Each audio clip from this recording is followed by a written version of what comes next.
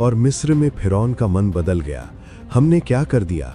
हमने अपने सेवकों को जाने दिया। उसने अपना रथ तैयार किया और अपनी सेना को साथ लिया। उसने अपने 600 उत्तम रथ लिए और मिस्र के अन्य सभी रथ भी। धरती कांप उठी, लोहे के पहिए गरजने लगे।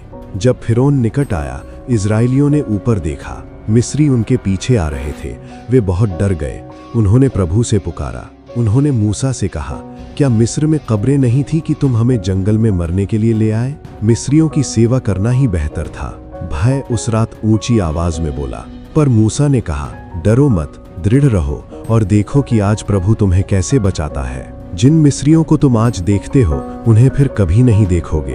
प्रभु तुम्हारे लिए लड़ेगा, तुम्हें केवल शांत रहना है। तब प्रभु ने मूसा से कहा, तू क्यों पुकार रहा है? लोगों से कह कि आगे बढ़ें। अपनी लाठी उठा और समुद्र पर अपना हाथ बढ़ा। मूसा आगे बढ़ा। उसने लाठी उठाई और हवा चलने लगी। परमेश्वर का दूत जो इज़राइल की सेना के आगे चल रहा था, पीछे आ गया। बादल का स्तंभ भी आगे से हटकर उनके पीछे खड़ा हो गया। वो मिस्र और इज़राइल के बीच आ खड़ा हुआ। एक ओर अंधकार, दूसरी ओर प्रकाश, और सारी रात वे एक दूसरे के पास न आ सके। मूसा ने समुद्र पर अपना हाथ बढ़ाया और प्रभु ने सारी रात तेज पूर्वी हवा से समुद्र को पीछे हटाया और उसे सूखी भूमि बना दिया। सारी रात हवा चलती रही, जल कांपता रहा, फिर जल 2 भागों में बट गया। इजरायली सूखी भूमि पर समुद्र के बीच से होकर चले। उनके दाहिने और बाएं जल की दीवारें खड़ी थीं। मिस्रियों ने उनका पीछा किया।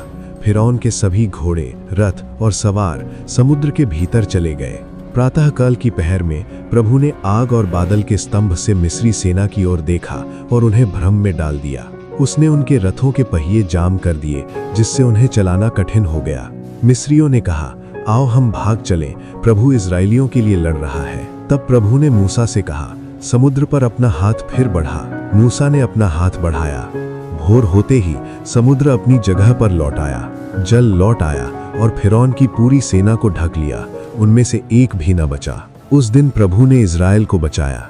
उन्होंने मिस्रियों को तट पर मृत देखा, और जब उन्होंने प्रभु की सामर्थ्य देखी, उन्होंने प्रभु का भय माना और उस पर विश्वास किया। कभी कभी प्रभु तुम्हें ऐसे स्थान पर ले जाता है जहां कोई मार्ग दिखाई नहीं देता। कभी शत्रु इतना निकट आ जाता है कि उसकी आवाज सुनाई देती है। कभी हवा पूरी रात चलती है, तब जाकर समुद्र हटता है। पर जब प्रभु लड़ता है